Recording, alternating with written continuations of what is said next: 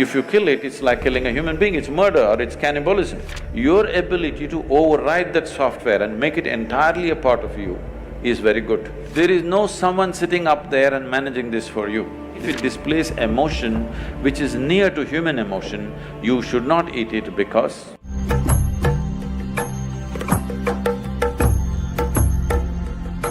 when we say faith, it's an import for this culture. We have never had faith in this culture. You must look back little beyond 1,000 years since we've been under occupation. Here we have been told always, your life is your karma. Karma means action. Whose action? Your action. So, what we are saying is, your life is entirely your making. There is no someone sitting up there and managing this for you. This is entirely yours. But for every action that you perform, whether physical, mental, emotional, energy-wise, whatever kind of action you perform, there is bound to be a consequence. If you're ready for the consequence, do whatever. If you're going to cry about the consequence, control the action right now. Based on this, now you came to food. See, the food consumption has been looked at very carefully in this country. If you just bring this back, the world will be healthy, do you understand? Here we have identified different type of people, what they should eat. If you're doing menial jobs, how you should eat. If you're doing trading, how you should eat. If you're into spiritual process, how you should eat. If you're into education, how you should eat. Why this is each person needs a different type of building of the body. You want to think in a certain way, what kind of food you should eat. For all these, we have very clear prescriptions. Now, when it comes to food, what it means is, we are taking another life, whatever that is, it may be plant life, animal life, whatever. You're taking another life, ingesting it, and you have to make it your life. That's a whole thing. What is your life, what is that life, if you look at it? All life on this planet is coming from the earth. This body is also the same soil, this is also same soil. If there is a earthworm, that is also same soil. But see how it has become, how this has become, how that has become. Now, if you eat a mango, this mango becomes a woman in you.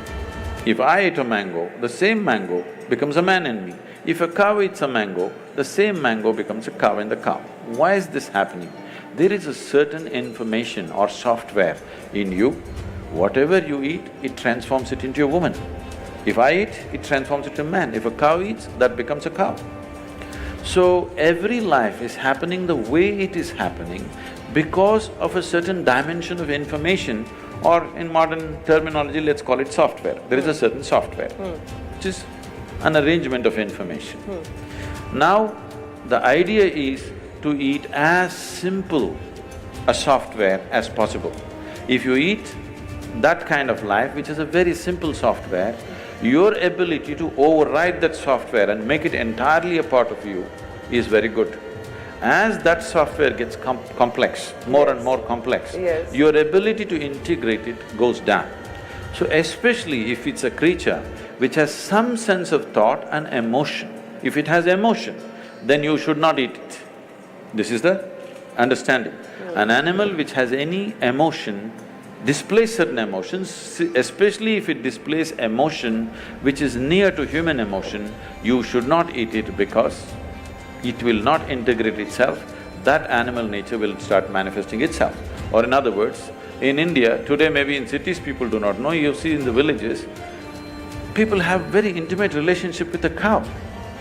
They have drunk the milk of that cow, their children are drinking the milk of that cow. There is a very deep relationship. If you do not know this, cow is one creature. If something happens to you and you are in some kind of grief or misery, you don't have to be near the cow. Wherever the cow is in your house, it'll start shedding tears for you, simply tears flowing. So when it has such deep emotions, if you kill it, it's like killing a human being, it's murder or it's cannibalism.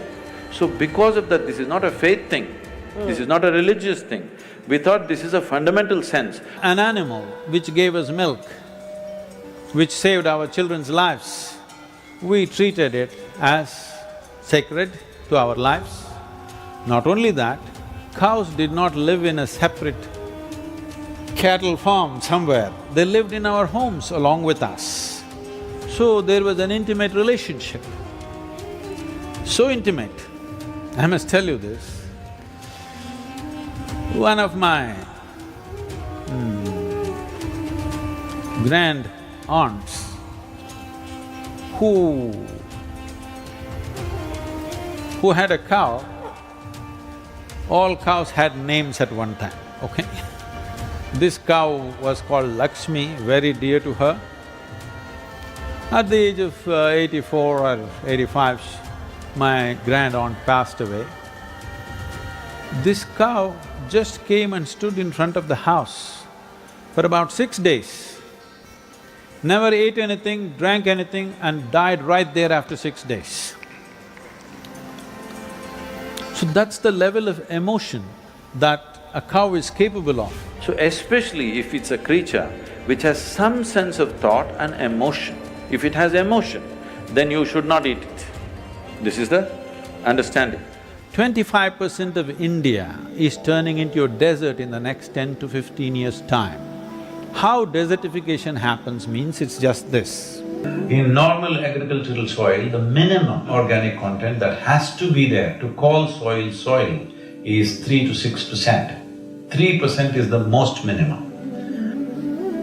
But today, in many states, the organic content has gone down to 0.05%. That means in the next 3 to 5 years, this will become sand. If you remove the organic content from the soil, soil will become sand. If your soil becomes sand, then we say your nation is a desert, isn't it? How is this going away? See, you take 1 acre of land.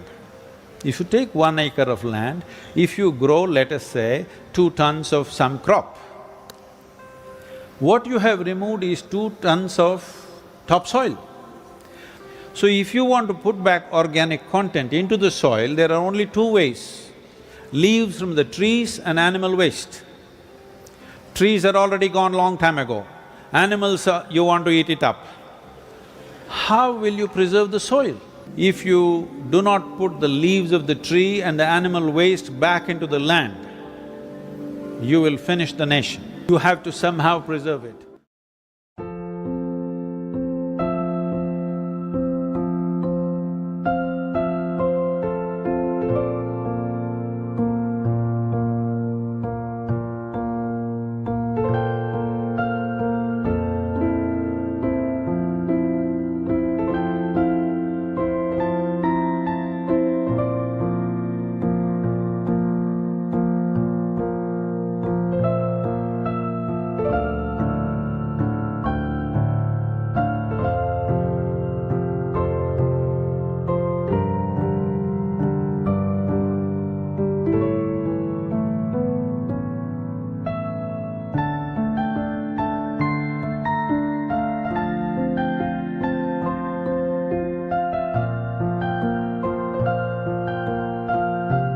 Namaskaram everyone.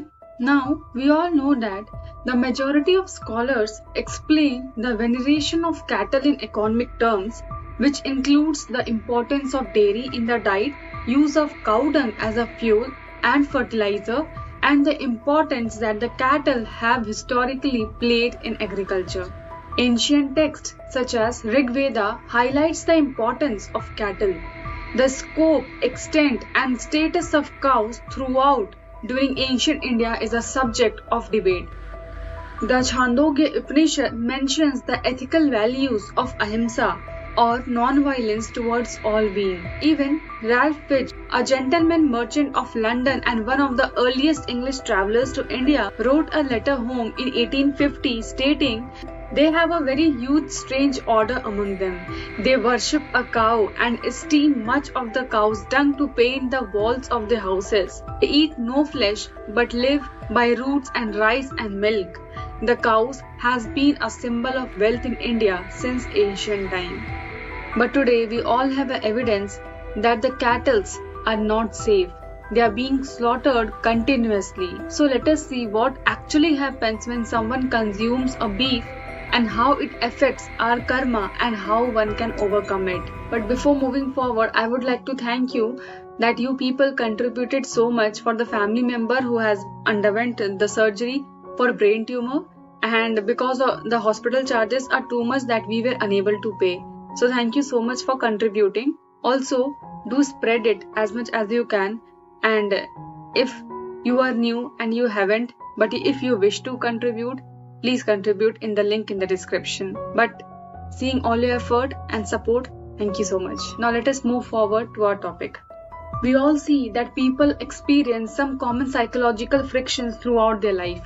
Frictions that they call stress. Stress is caused when people try to run their life engine without adequate lubrication. However, some basic yogic practices can offer the needed lubrication for everyone's life. But there are more complex level of friction when the karmic inheritance doesn't fit well with one's physical body. Sometimes because of education, technology, altered social situations, or a certain acquired competence, people are able to attain a certain state of well-being even though their current karmic situation does not allow to do it. They live lives that are way beyond their karmic blueprint. In short, they have been placed in far better life situations than their karma allows. At such times, it is very important to upgrade oneself, otherwise you will end up suffering your well-being. This is a common malaise in the world today. Most people's problem is not the hellish life that they are living, but a life that is too heavenly for them. And these are the ailments of the privilege. People's symptoms are getting confused because the information within them says something and the life event says something. In yoga, there is absolutely nothing religious, philosophical, spiritual or moral about the food that we eat. Our bodies, all that we eat, excrete, and what eventually gets cremated or buried is just soil or the earth. The software within our own system determines that if we eat a fruit, that fruit will get transformed into a human body, not the human body will become a fruit or a donkey or a monkey. The efficiency of the system obliterates the other software that transformed the soil into a fruit and arrives as a new software that will make fruit into a human form. For more evolved creatures, particularly mammals, this software is more distinct and individuated. This makes it harder for your code-breaking system to erase the software of the creator that we consume and to override it with a new software.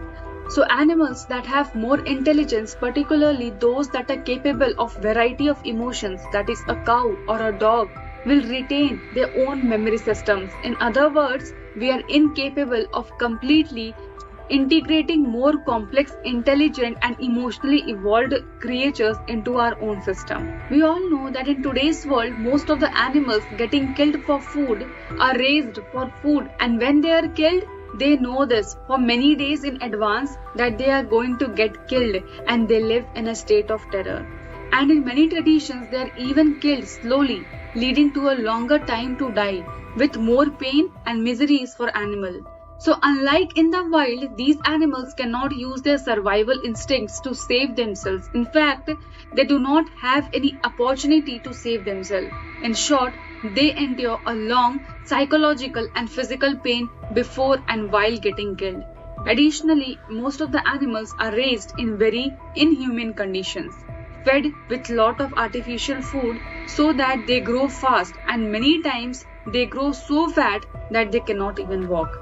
Additionally, they are killed in very tender age, even before they could fulfill any of the animal instinct, because somebody is craving for their flesh. Every entity in the chain has to repay that back by going through the same measure of pain and suffering.